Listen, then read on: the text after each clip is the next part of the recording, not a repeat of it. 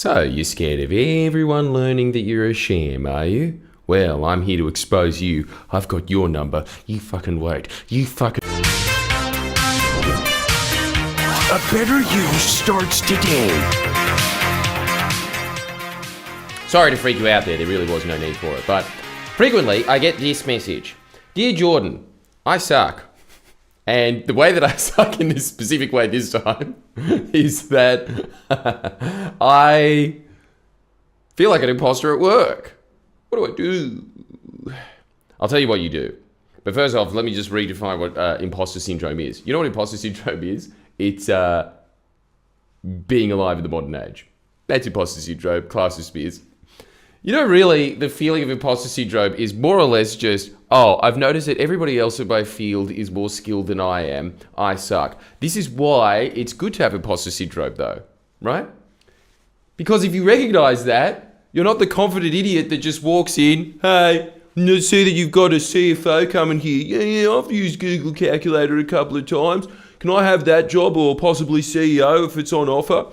It is so much better that you are one of these humble human beings that gets that, oh, okay, maybe someone who has had 30 years experience in something might know a thing or two more than me. Maybe just in muscle memory of just going, I'm going to sign this check. My hand hurts. Their hand isn't going to hurt as much because they've been doing it for so long.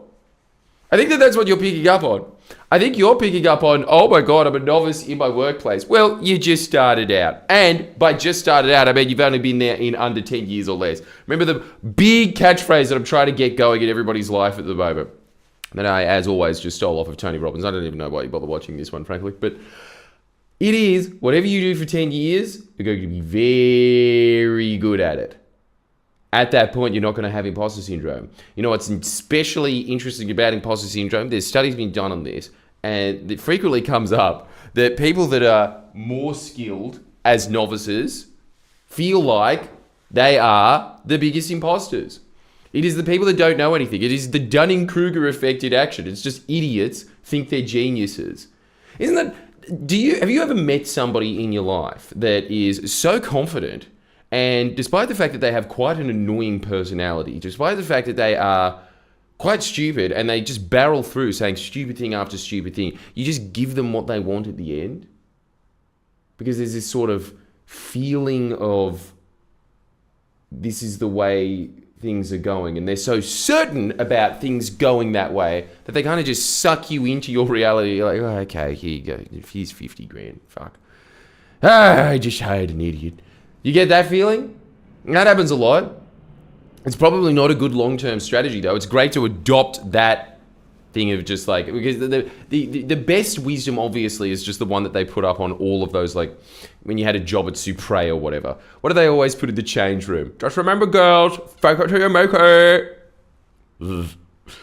Such low-tier corporate advice. You know how there's those two levels? There's the level of corporates that read something like Malcolm Gladwell, and then there's the lower corporates that just get Instagram posts. Well, sometimes the Instagram posts have better wisdom. At least it catches in your head.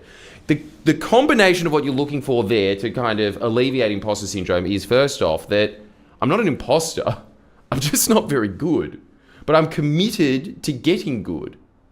That's the first thing. And in fact, I can tell you right now, as an employer, that's what I'm looking for. I don't care how good someone is. I'm much more concerned if somebody is humble enough to think, I don't know everything in this field.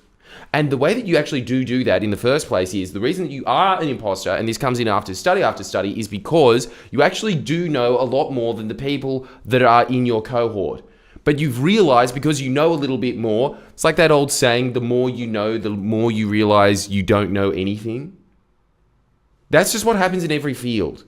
Every single field. The more you go into a subject, the more you realize, oh, here are all the gaps. You know what's happening at the absolute pinnacle of science? All that's happening is they're just reading, understanding really complicated theoretical equations or whatever, it's physics, and then they're getting to that point, and then they're thinking, okay, well, this is as far as we can go.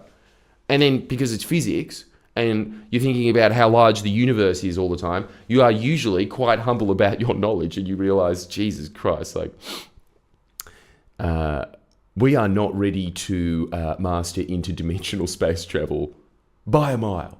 We are not even close. But you can get that in marketing in social media. You can have exactly the same feeling there. Well, come on, you are a leech, but still, the thing is that in every single field, there is just this feeling of a gap. And what I want you to do, instead of sitting there and being in this feeling of stasis that, oh, there's other people that know more about it than me, I'm never going to be good. Just realize, yeah, no shit. And that's great. That's great. I'm aiming to be those people. That's what you should be replacing it with. You shouldn't feel like an imposter that used to be called a novice. That's what you are. You're just a novice. You have a lot to learn. So how do you get rid of the feeling of imposter syndrome instantly? Well, let's go back to the basics. You have several key tasks, usually 3, sometimes 4, but I'm going to go with 3.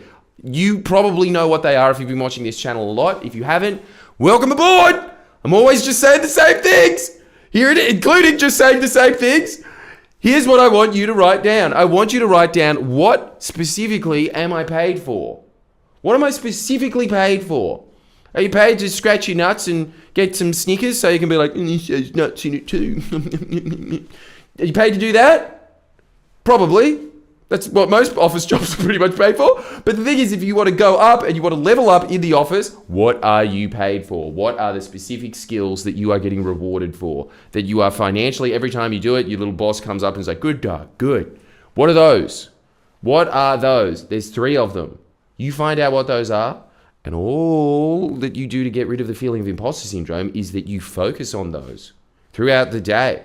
Because that whole time when you're feeling like, I'm getting better at this task, you are replaced with the Karate Kid getting beaten up by the bully to the Asian guy sitting there being like, let the fly with the chopstick. Ooh, so close. That's what's happening with you then. That's why I want you to replace the feeling of imposter with novice. That is the only difference that I want you to think about.